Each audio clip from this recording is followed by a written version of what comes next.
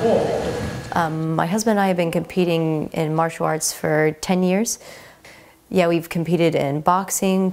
He's competed for well over 10 years, for over 30 years in wrestling.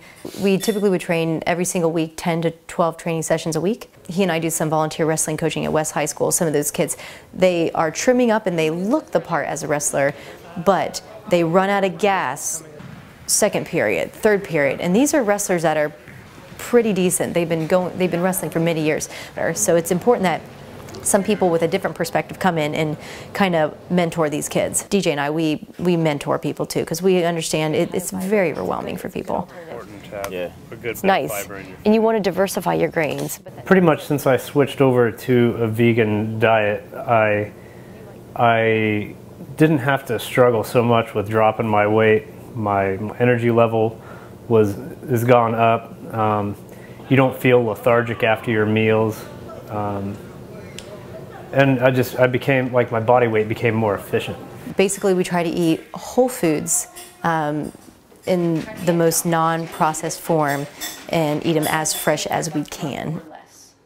I've studied this for a very long time and I've seen very good results in my health.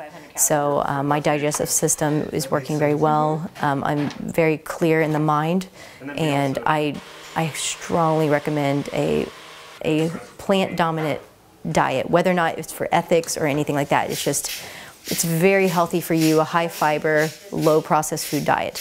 The fat that comes from these factory farms is not like the Paleolithic meat chunk that people had back in the day when their animals were living out in the wild and running, and that was lean protein. Now this protein they're getting now is not what they think. I've been on the farms, I know the deal. So I don't really have a percentage on how much is ethics versus health, but I definitely think that the primary driving force is undoubtedly ethics.